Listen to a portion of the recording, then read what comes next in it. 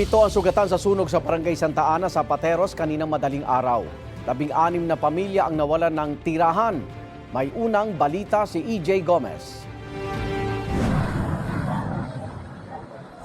Ginising ng naglalagablab na apoy ang mga residente ng Barangay Santa Ana sa Pateros mag-aalas 12 ng hating gabi.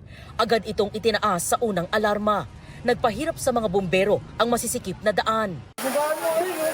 Kahit pa paano pa rin, dyan yung bumbero, pre.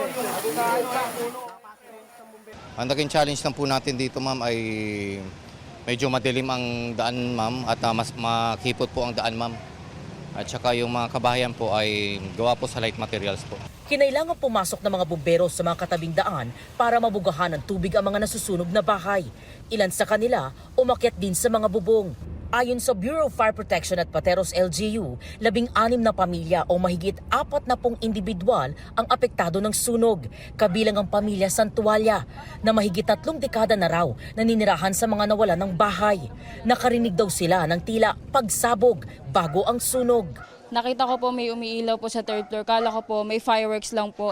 Tapos pagtingin ko po may sunog na po. Bumaba po kaagad para gisingin lahat ng tao. Sobrang hirap po kasi wala na po kami makita doon. Puro usok na po. Wala po talaga naisalba. Nung nakalabas kami, babalik sana ako para makasalba kahit konti man lang.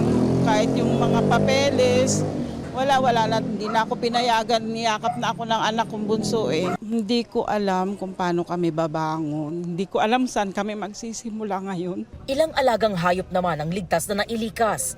Ayon sa Pateros LGU, 7 residente ang naitalang sugatan. Minor injuries lang naman ito. Merong 4 na napaso, first degree burns. Merong 2 na tumaas lang yung blood pressure at merong 1 bata na nahirapang huminga. Sa katabing eskwelahan, pansamantalang nananatili ang mga apektadong residente ayon sa Pateros LGU.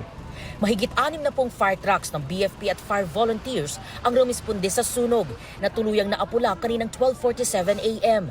Inaalam pa ng BFP ang sanhi ng sunog, pati na ang kabuang pinsalang dulot nito.